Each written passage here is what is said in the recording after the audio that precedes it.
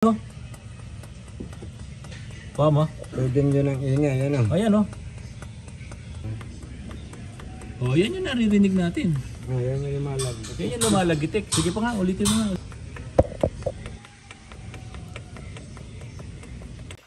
Mga kapatid, dumating na yung supplies ko. Ayan. Supplies ng 5W30, 10W40 ng mga langis ng Repsol. At ang maganda dito, kumuha ako ng langis ng motorsiklo. Ayan o. Oh. Repsol po yan. Kasi lahat ng tauhan ko dito, may mga motor na. Ang wala na lang dito, yung aking paboritong si Glenn. Hindi pa siya, wala pa kasi siyang lisensya. Kaya mga kapatid, doon, hanggang doon sa loob, punong-puno tayo ng stocks ng Repsol na langis. So yung mga gusto magpa-change oil, halina po kayo, punta na po kayo dito. Mga kapatid, ito yung makina ng RAV4. Itong RAV4 na to, in-overhaul ko yung transmission. So pagka-overhaul ng transmission nito, at papaanda rin na nga namin, ite-test drive namin, maingay yung makina.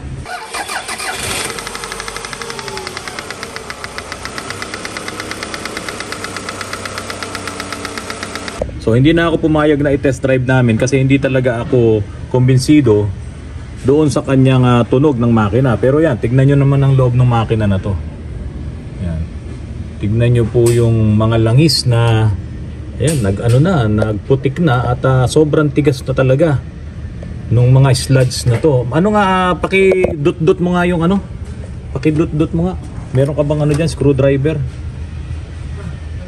Yan. Halimbawa, ito. Ilawan mo yun. Ayan. Oh. Ayan, oh. Pati yung nakadikit na yun, ano yun? Yung nakadikit sa gilid. Ayan. Oh, grabe. Ginagamit to ng may-ari. Ganito na po talaga yan. Ayan, tignan nyo, oh. Oh. Maganda yung sasakyan. Makinis siya. Pero sa kaloob-looban, ay masasabi natin ito ay bulok. So kailangan maiangat natin yan at makita natin yung piston katok na po yun. May problema na, ganito nakadumi. Hindi lang naman isang buwan yan, hindi lang naman nakuha yung dumi na yan ng 6 na buwan. Yan po ay matagal na, ilang taon na yan. Hindi nga yan na i-change oil. Tapos nilagyan pa ng makapal na langis, 20W50. Ayokong sabihin yung brand, ang may mali dito, yung nag-endorso nun, yung nag-recommenda nun. Tapos yung may-ari nito, gusto pa rin niya i-continue, ayaw niya ng manipis na langis. Pati yung kaloob-looban niyan, doon sa ilalim sa connecting rod, ganyan din po ang dumi. O, yung kanyang BBT, nandito yung BBT niya. Variable Valve Timing Assembly Mechanism. O, tapos ito yung cover, timing cover. Tingnan nyo kung gaano kadumi. Ito iingay pagka di naglalaro ito. Oh. Baka pinasukan ng dumi na yung loob. Sa pagkakalas pa lang, nagkakaroon na ng maraming problema. Kung mabilog yung flower na yon, hindi mo na matatanggal yan. Ay, lumalaban talaga. May pagkakataon pa nga yung yung tornilyo napuputol, no? Oo, napuputol kasi talaga naman nagiinit yun eh. High tensile na yan eh. Pero yun talaga sa sobrang tigas, sa sobrang higpit, napuputol talaga yung tornilyo. Okay.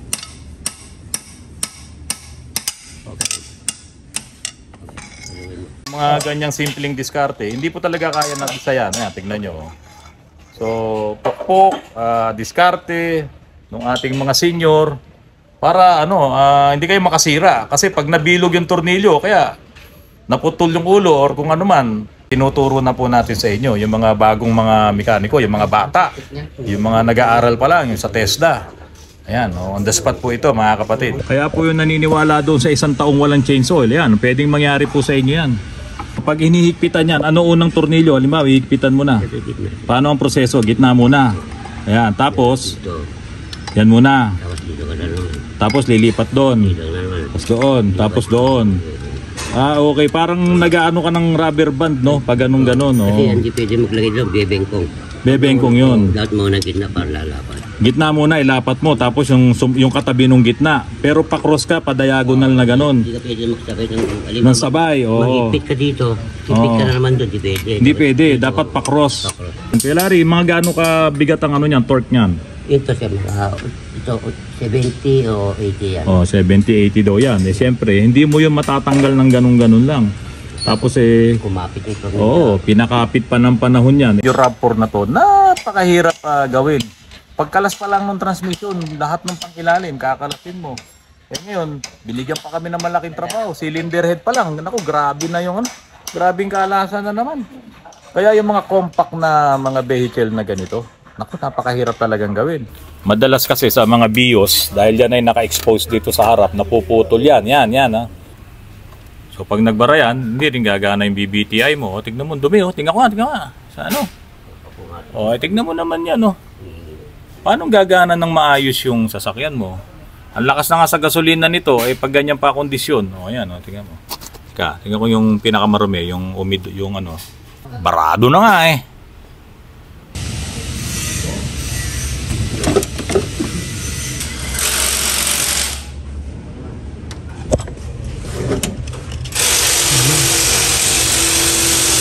Stock up.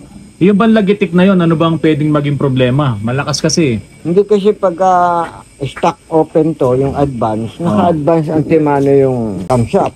Oh. Dapat atrasado siya sa minor, advance siya sa RPM. Magbubunga ba ng lagitik yun? Siyempre naman, Ano yung lumalagitik doon? naglalaga pa ka ng mga piston mo, yung mga barbula. Nagmi-misfire Ayan na. din. Oo. So misfire din pati, yun. oo. Misfire yung lagitik na yun. Nakalalagyan. Dapat gumalaw siya. Kami Wala dito, na. ayaw talaga. Oh. Ito ang dahilan kung bakit daw lumalagitik. Nagmi-misfire. Matinding misfire parang katok no? Yung ina-advance nung pag pumapasok na yung langis dyan, itutulak niya. Nag-a-advance yung camshaft. Pag pumapasok yung langis. Oo, tapos babalik ulit sa normal. Paano kung hindi papasok yung langis? Hindi steady lang siya, maingay siya. Kahit nabuo yan, kung hindi papasok yung langis, Maglalagapakan to. lalagapakan. Yung ano dyan, yung nagsusupply ng langis dyan, meron eh. Oo, dito sa camshaft. Ayan yung nagsusupply ng langis, malinis naman tignan mo. Oo nga, ang linis, sobra. Ito yung Paano kung niya. barado yan? Hindi na, wala nang papa. Wala na rin langis dito. Wala na. Tignan mo. Okay, linis lang. Tingnan natin Linis. kung gumagana pa pagka nalinis. Game. Ang ipanlinis mo dito, yung ating galing kay Repsol ha. Meron tayo doon yung degreaser natin. Yung Aeropack. Yun ang panlinis mo. Ito, yung mga Aeropack na yan magandang panlinis yan. Ito, yung chain lube na yan.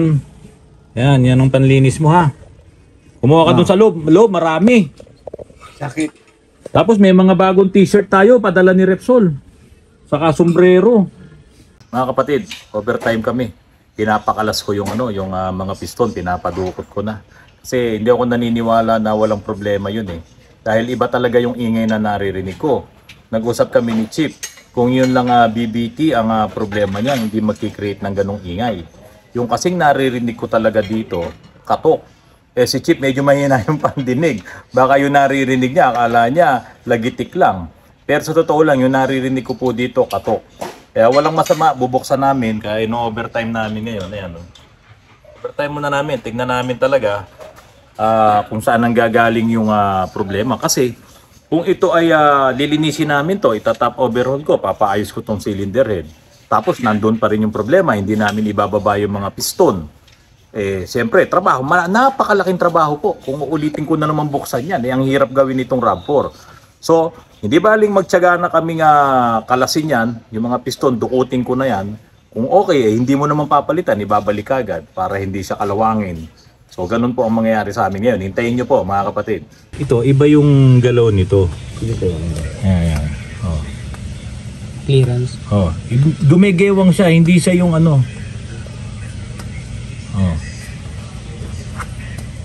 Ayun, yan. Ayun Tama. Pwede yun ang ingay, yan Ayan iba yung gewang siya eh. Yan. Kaya pagpersado na yan din. Hop. Konti na lang. Hop, tama na. Ayan. Ay, mas malakas. Malakas din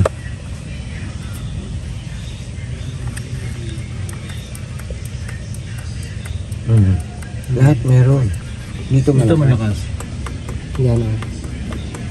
Oh, yan yung naririnig natin. Yan yung lumalag. Yan yung lumalagitik. Sige pa nga, ulitin mo nga. Piston is lock. Ulitin mo nga. Oh.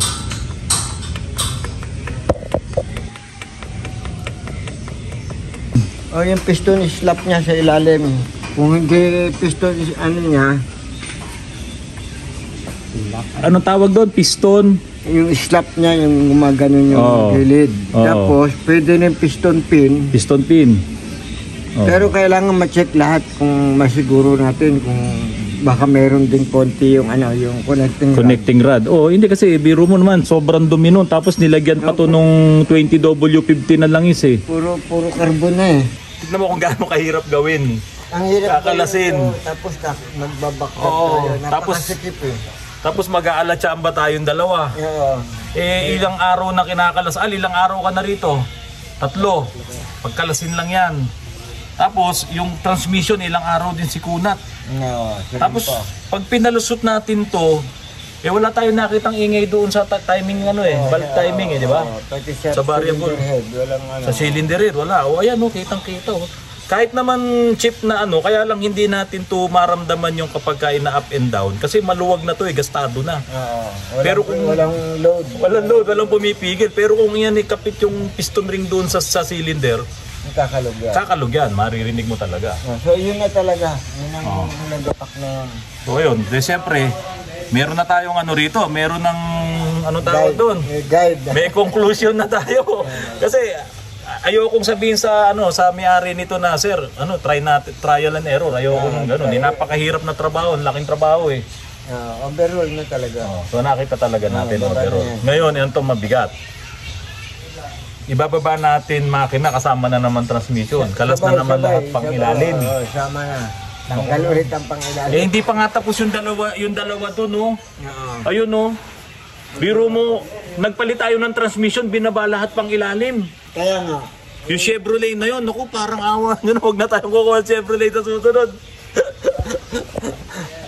Babay ka na. Okay. Overhaul tayo. Overhaul, wala tayong magagawa, bro. Wala tayong magagawa, overhaul talaga. Kalug lahat ng piston mo.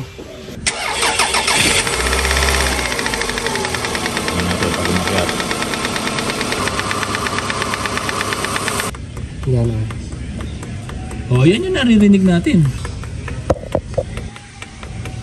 Nakita na namin talaga kung anong problema ng RAV4.